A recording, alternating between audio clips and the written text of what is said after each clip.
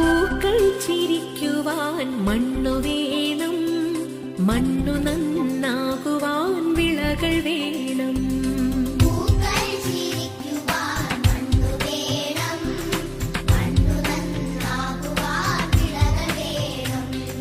വാക്കുകൾ വിത്തായി വിളയിക്കുവാൻ വേണം വിദ്യാലയം, പൊതുവിദ്യാലയം.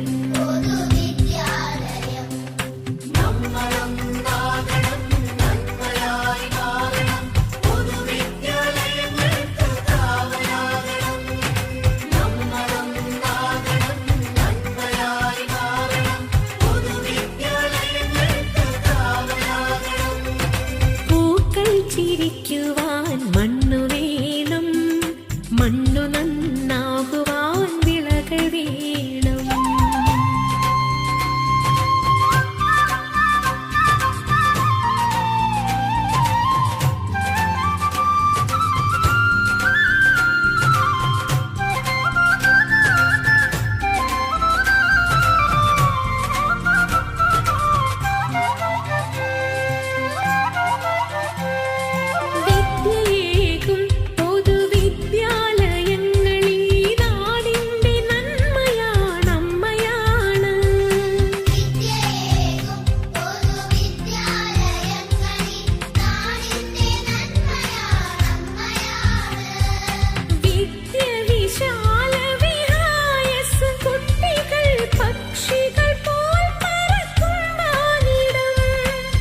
ചാപ്റ്റർ സ്റ്റുഡൻസ് ആപ്പ് ഇനിയും ഡൗൺലോഡ് ചെയ്തില്ലേ?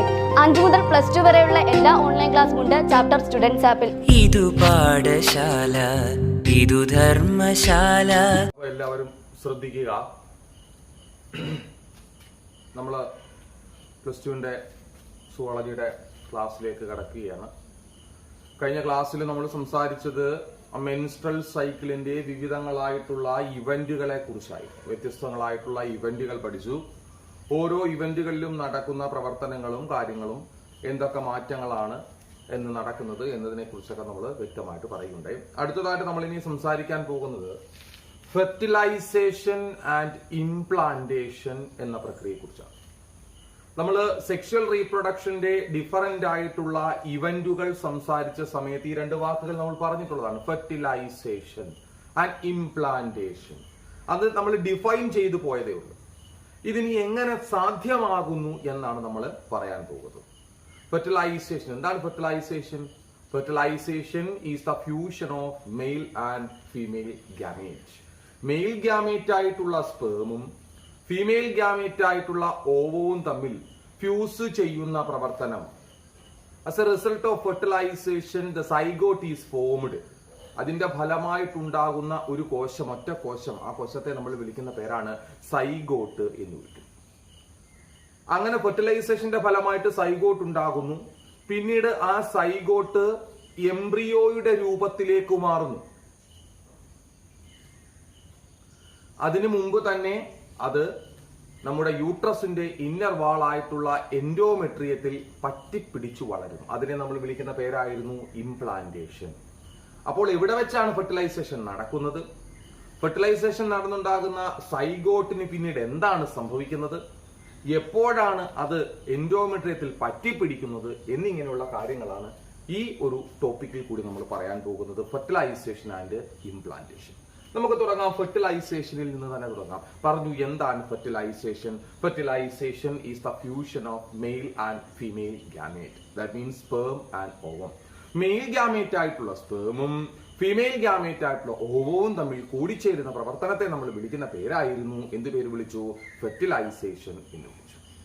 As a result of fertilization, ഫെർട്ടിലൈസേഷന്റെ ഫലമായിട്ട് സൈഗോട്ട് ഈസ് ഫോംഡ്. എന്തുണ്ടാകുന്നു എന്ന് നമ്മൾ പറയുന്നു? സൈഗോട്ട് ഉണ്ടാകുന്നു എന്ന് പറയും. എവിടെ വെച്ചാണ് ഇനി ഫെർട്ടിലൈസേഷൻ നടക്കുന്നത്? The fertilization that takes place in the ampullary isthmic junction. മക്കളെ, നമ്മൾ ഫെലോപ്യൻ ട്യൂബിന്റെ ഡിഫറന്റ് പാർട്സ് പറഞ്ഞപ്പോൾ ആംബ്യൂള എന്നും ഇസ്തുമസ് എന്നും 2 ഭാഗങ്ങൾ നമ്മൾ പറഞ്ഞിട്ടുണ്ട്. ഫിംബ്രിയെ, ആംബ്യൂള, ഇസ്തുമസ് എന്നുള്ള ഭാഗങ്ങളിൽ ആംബ്യൂള എന്നും ഇസ്തുമസ് എന്നും 2 ഭാഗങ്ങൾ പറഞ്ഞിട്ടുണ്ട്. വൈഡായിട്ടുള്ള ഫണൽ ഷേപ്പ് ഭാഗത്തെ നമ്മൾ ആംപ്യൂള എന്നും അതിൽ നിന്നും മുന്നോട്ട് പോകുന്ന നാരോ ഷേപ്പിനെ നമ്മൾ വിളിച്ച പേരായിരുന്നു ഇസ്തുമസ് എന്ന് വിളിച്ചു. ആംബ്യൂളയുടെ പിന്നെ വാളിൽ കാണപ്പെടുന്ന ഫിംഗർ ലൈക്ക് പ്രൊജക്ഷൻസിനെ ഫിംബ്രിയെ എന്നൊക്കെ നമ്മൾ വിളിച്ചത്.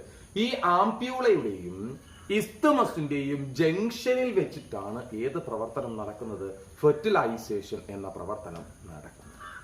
ഇനി എങ്ങനെയാണ് ഫെർട്ടിലൈസേഷൻ നടക്കുന്നത്? അത് നോക്കിക്കോണേ. ഇതൊരു ഓവമാണ്. ഈ ഓവത്തിനടുത്തേക്ക് എത്തിയിരിക്കുന്ന ഒരു സ്പേമുമാണ് ഇത്.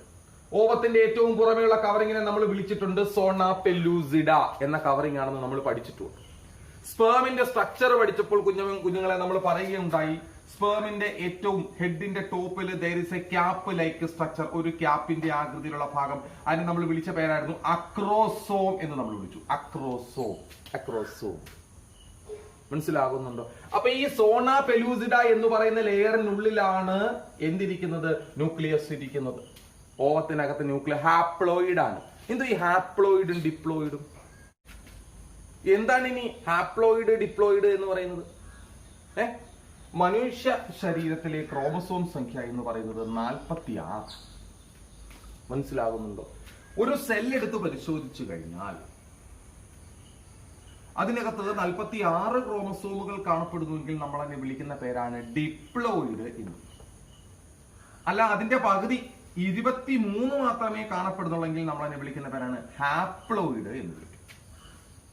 ഡിപ്ലോയിഡ് ആയിട്ടുള്ള സെല്ലിനെ നമുക്ക് ഒരു വട്ടം വരച്ചിട്ട് n എന്നും, ഹാപ്ലോയിഡ് ആയിട്ടുള്ള സെല്ലിനെ നമുക്ക് ഒരു വട്ടം വരച്ചിട്ട് n എന്നും, ഡിപ്ലോയിഡ് ആയിട്ടുള്ള സെല്ലിനെ നമുക്ക് 2n എന്നും രേഖപ്പെടുത്താം. അപ്പൊ ഒരു വട്ടം വരച്ചതിനകത്ത് 2n എന്ന് അടയാളപ്പെടുത്തിയിട്ടുണ്ടെങ്കിൽ അതെന്തായിരിക്കും? ഡിപ്ലോയിഡ് ആയിരിക്കും. എന്റെ വാല്യൂ എപ്പോഴും 23 ആയിരിക്കും. 23. അപ്പൊ 2 × 23 എന്ന് പറഞ്ഞാൽ നമുക്ക് എത്ര കിട്ടുന്നു? 46 കിട്ടും. അപ്പം ഇവിടെ ഓവത്തിനകത്തുള്ള ന്യൂക്ലിയസ് എന്താണ്? ഹാപ്ലോയിഡ് ആണ്.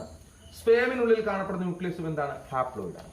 കാരണം 23 ക്രോമസോമുള്ള ഫീമെയിൽ ന്യൂക്ലിയസും 23 ക്രോമസോമുള്ള മെയിൽ ന്യൂക്ലിയസോടെ കൂടി ചേരുമ്പോഴാണ് 46 ക്രോമസോമുള്ള ഒരു സൈഗോട്ട് നമുക്ക് ഉണ്ടാക്കി കിട്ടുന്നത്. അപ്പൊ പോട്ടെ, ഇവിടെ നമ്മൾ പറഞ്ഞു എന്തായിരുന്നു? ആ സ്പേമിന്റെ ഹെഡിൽ കാണപ്പെടുന്ന ക്യാപ്പ് പോലെയുള്ള ഭാഗത്തെ നമ്മൾ വിളിച്ച പേരെന്താണ്? അക്രോസോം. ഈ സ്പേം നമ്മുടെ സോണ പെലൂസിഡയിൽ കോണ്ടാക്ട് ആകുന്ന സമയത്ത് the acrosome that helps to penetrate into the sona pellucida. ഈ അക്രോസോം ആണ് നമ്മുടെ സോണ പെലൂസിഡയെ ബ്രേക്ക് ചെയ്തുകൊണ്ട് അകത്തേക്ക് കയറുവാൻ സഹായിക്കുന്നത്. പിന്നെ നമ്മൾ അക്രോസോമൽ റിയാക്ഷൻ എന്നൊക്കെ വിളിക്കും. ഈ അക്രോസോമിൽ കാണപ്പെടുന്ന ഒരു ഹോർമോൺ ഉണ്ട്. ഈ ഹോർമോൺ ആണ് നമ്മുടെ സോണ പെലൂസിഡയെ ബ്രേക്ക് ചെയ്യാനൊക്കെ സഹായിക്കുന്നത്. അതൊക്കെ നമുക്ക് ഉയർന്ന ക്ലാസ്സിൽ പഠിക്കും. മനസ്സിലാകുന്നുണ്ടോ? ഈ സോണ പെലൂസിഡയ്ക്ക് മറ്റൊരു ധർമ്മം കൂടിയുണ്ട്. It ensures that the entry of only one sperm into the ovum. ഈ വന്ന് കയറിയ സ്പേം, ഒരു സ്പേം പെനിട്രേറ്റ് ചെയ്ത് ഓവത്തിനുള്ളിലേക്ക് കടന്നാൽ ഇതങ്ങ് ബ്ലോക്ക് ആവും എന്ന് പറഞ്ഞു കഴിഞ്ഞാൽ പിന്നെ രണ്ടാമതൊരു സ്പേമിനെ ഇത് എന്തിനുള്ളിലേക്ക് കടത്തിവിടത്തില്ല? ഓവത്തിനുള്ളിലേക്ക് കടത്തിവിടത്തില്ല. കാരണം അവിടെ ഒരു ഫെർട്ടിലൈസേഷൻ നടക്കാവൂ, അതിനു വേണ്ടിയിട്ടാണ്. മനസ്സിലാകുന്നുണ്ടോ? അപ്പം ഇനി ഈ സ്പേമിന്റെ മൊത്തം ഭാഗം കയറി പോവോ? ഇല്ല, ടെയിൽ കയറത്തില്ല. കാരണം ടെയിൽ എന്ന് പറയുന്ന ഭാഗത്തിന്റെ ധർമ്മം നമ്മൾ പഠിച്ചിട്ടുണ്ട്, മോട്ടിലിറ്റി കപ്പാസിറ്റിയാണ്. അപ്പൊ ഇതിനടുത്ത് വരെ എത്തിക്കുക എന്നത് മാത്രമേ ആരുടെ ധർമ്മമായിട്ടുള്ളൂ? നമ്മുടെ ടെയിലിന്റെ ധർമ്മമായിട്ടുള്ള. പോട്ടെ, നമുക്ക് അതൊന്നും പറയണ്ട. നമ്മൾ പറഞ്ഞു എന്താണ്? സോണ പെല്ലൂസിഡയെ ബ്രേക്ക് ചെയ്തുകൊണ്ട് ആരകത്തേക്ക് കിടക്കുന്നു? സ്പേം അകത്തേക്ക് കിടക്കുന്നു. അവിടെ സോണ പെല്ലൂസിഡയ്ക്ക് ഒരു ധർമ്മം കൂടി നമ്മൾ പറഞ്ഞു. എന്താണ്? It helps to ensure the entry of only one sperm. ഒരു സ്പേം മാത്രം ഓവത്തിനുള്ളിലേക്ക് കടക്കാൻ അല്ലെങ്കിൽ കടക്കുക എന്നത് ഉറപ്പ് വരുത്തുക എന്നത് കൂടിയാണ് ആരുടെ ധർമ്മമായിട്ട് കണക്കാക്കുന്നത്? സോണ പെല്ലൂസിഡയുടെ ധർമ്മമായിട്ട് നമ്മൾ കണക്കാക്കുന്നത്. അപ്പോൾ അകത്ത് ഹാപ്ലോയിഡ് ആയിട്ടുള്ള ഫീമെയിൽ ന്യൂക്ലിയസ് ഇരിപ്പുണ്ട്, ഹാപ്ലോയിഡ് ആയിട്ടുള്ള എന്ത് ഇരിപ്പുണ്ട്? Male nucleus. ഹാപ്ലോയിഡ് ആയിട്ടുള്ള മെയിൽ ന്യൂക്ലിയസും ഹാപ്ലോയിഡ് ആയിട്ടുള്ള ഫീമെയിൽ ന്യൂക്ലിയസും തമ്മിൽ കൂടി ചേർന്നിട്ട് ഡിപ്ലോയിഡ് ആയിട്ടുള്ള എന്ത് കിട്ടുന്നു? നമുക്ക് സൈഗോട്ട് കിട്ടുന്നു. അപ്പോൾ ഫെർട്ടിലൈസേഷൻ കഴിഞ്ഞു. ഫെർട്ടിലൈസേഷന്റെ ഫലമായിട്ട് നമ്മൾ എന്ത് കിട്ടുമെന്ന് നമ്മൾ പഠിച്ചിരുന്നത്? സൈഗോട്ട് കിട്ടുമെന്നായിരുന്നു. സൈഗോട്ട് കിട്ടും. Single cell. Zygote undergo cleavage. സൈഗോട്ടിന് ക്ലീവേജ് എന്ന ഒരു പ്രോസസ്, സെൽ ഡിവിഷൻ ആണ് നടക്കുന്നതിന്റെ ഫലമായിട്ട് ആ ഒരു സെല്ലായിട്ടുള്ള സാധനം മറ്റൊരു രൂപത്തിലേക്ക് മാറുന്നു. അതിനെ നമ്മൾ വിളിക്കുന്ന പേരാണ് ബ്ലാസ്റ്റോമിയർ എന്ന് വിളിക്കും. ഇതുവരെ മക്കളെ വിളിക്കുന്നത് ബ്ലാസ്റ്റോമിയർ. 2 മുതൽ 16 സെല്ലുകൾ വരെ കണ്ടേക്കാം. മിനിമം 2 ആണ്. മനസ്സിലാകുന്നുണ്ടോ? മിനിമം 2 മുതൽ 16 വരെ സെല്ലുകളുള്ള എന്തിന്റെ രൂപത്തിലേക്ക് മാറുന്നു?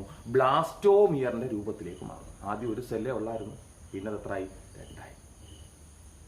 ഇതിന് വീണ്ടും സെൽ ഡിവിഷൻ നടക്കുന്നതിന്റെ ഫലമായിട്ട് മറ്റൊരു രൂപത്തിലേക്ക് മാറുന്നു. നമ്മൾ അതിനെ വിളിക്കുന്ന പേരാണ് മോറുല്ല എന്ന് വിളിക്കും. അതിനകത്ത് 8 to 16 സെൽ, 8 മുതൽ 16 വരെയുള്ള സെല്ലുകൾ ഉണ്ടായിരുന്നു. നേരത്തെ ഒറ്റ സെല്ലായിരുന്നു സൈഗോട്ട്. അതിന് സെൽ ഡിവിഷൻ സംഭവിച്ചു, ക്ലീവേജ് ആണ് സംഭവിച്ചത്. ക്ലീവേജ് സംഭവിച്ചിട്ടുണ്ടാകുന്ന സാധനം നമ്മൾ വിളിച്ചൊരു ബ്ലാസ്റ്റോമിയർ എന്നാണ്. അതിന് വീണ്ടും സെൽ ഡിവിഷൻ നടക്കുന്നു. സെൽ ഡിവിഷൻ നടക്കുന്നതിന്റെ ഫലമായിട്ട് സെല്ലുകളുടെ എണ്ണം കൂടുകയാണ് ചെയ്യുന്നത്. ആ 2 to 16 എന്നുള്ളത് എത്ര ആയിട്ട് മാറുന്നു? 8 to 16 ആയിട്ട് മാറുന്നു. നമ്മൾ അതിനെ വിളിക്കുന്ന പേരാണ് മോറുല്ല എന്ന് വിളിച്ചു. ഇതിന് വീണ്ടും സെൽ ഡിവിഷൻ നടക്കുന്നു. Undergo cell division and converted in the form of blastocyst. എന്നിട്ട് എന്തിന്റെ രൂപത്തിലേക്ക് മാറുന്നു എന്നാണ് പറഞ്ഞിരിക്കുന്നത്? ബ്ലാസ്റ്റോസിസ്റ്റിന്റെ രൂപത്തിലേക്ക് മാറുന്നു. അപ്പൊ ഏതൊക്കെ രൂപമാറ്റങ്ങളാണ് ഇവിടെ ഉണ്ടായത്?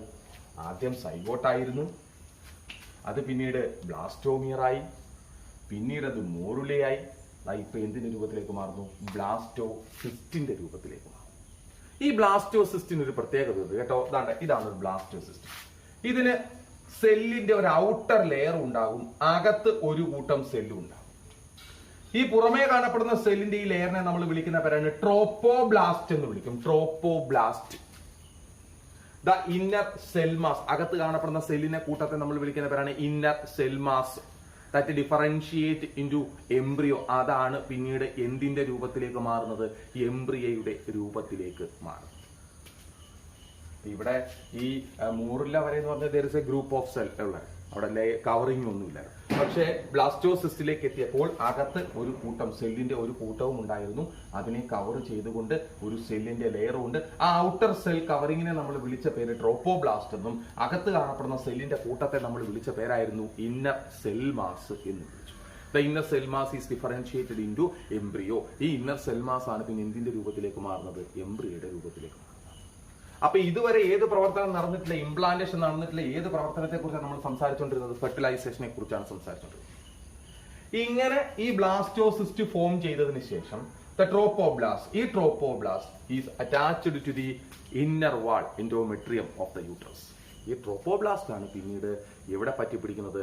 യൂട്രസിന്റെ ഇന്നർ വാളിൽ പറ്റിപ്പിടിച്ച് വളരുന്നത്. ആ പ്രവർത്തനത്തെ നമ്മൾ വിളിക്കുന്ന പേരായിരുന്നത് ഇംപ്ലാന്റേഷൻ എന്ന് നമ്മൾ വിളിച്ചു. അപ്പൊ ഇംപ്ലാന്റേഷൻ നടന്നു കഴിയുമ്പോഴത്തേക്ക് ബ്ലാസ്റ്റോസിസ്റ്റ് കവറിംഗിൽ ഏറ്റവും ആ പുറമേയുള്ള ട്രോപ്പോബ്ലാസ്റ്റ് നമ്മുടെ എൻഡോമെട്രിയത്തിൽ പറ്റിപ്പിടിച്ച് വളരുകയാണ്. അകത്തിരിക്കുന്ന ഇന്നർ സെൽ മാസ് പിന്നീട് എന്തായിട്ട് മാറുന്നു? എംബ്രിയോ ആയിട്ട് മാറുകയും പിന്നീട് അവിടെ നിന്നുകൊണ്ട് എന്ത് ചെയ്യുന്നു? പിന്നീട് അങ്ങോട്ട് വളരുവാനും തുടങ്ങും. ഇത്രയാണ് നമുക്ക് ഫെർട്ടിലൈസേഷൻ ആൻഡ് ഇംപ്ലാന്റേഷൻ എന്ന് പറയുന്ന പ്രക്രിയയുമായി ബന്ധപ്പെടുത്തി സംസാരിക്കാം. ഒന്നുകൂടെ പറയാം നമുക്ക് ഫെർട്ടിലൈസേഷൻ ആൻഡ് ഇംപ്ലാന്റേഷൻ എന്ന് പറയുന്ന പ്രക്രിയയെ കുറിച്ച്. ഫെർട്ടിലൈസേഷൻ എന്ന് പറഞ്ഞാൽ നമ്മൾ പഠിച്ചു എന്താണ്? Fusion of male and female gamete ആണ്. മെയിൽ ഗ്യാമേറ്റും ഫീമെയിൽ ഗ്യാമേറ്റും നമ്മൾ കൂടിച്ചേരുന്ന പ്രവർത്തനത്തെ നമ്മൾ വിളിച്ച പേരായിരുന്നു എന്ത്? ഫെർട്ടിലൈസേഷൻ. ഫെർട്ടിലൈസേഷന്റെ ഫലമായിട്ട് ഉണ്ടാകുന്ന സിംഗിൾ സെല്ലിനെ നമ്മൾ വിളിച്ച പേരെന്തായിരുന്നു? സൈഗോട്ട് എന്നാണ് വിളിച്ചത്. എവിടെ വെച്ചാണ് ഫെർട്ടിലൈസേഷൻ നടക്കുന്നത്? That takes place in the ampullary isthmic junction. ആംപ്യൂളയുടെയും ഇസ്തുമസിന്റെയും ജംഗ്ഷനിൽ വെച്ചിട്ടാണ് ഏത് പ്രവർത്തനം സാധ്യമാകുന്നത്? ഫെർട്ടിലൈസേഷൻ എന്ന് പറയുന്ന പ്രവർത്തനം സാധ്യമാകുന്നത്. മനസ്സിലായ മക്കളെ പറഞ്ഞിരിക്കുന്നത്?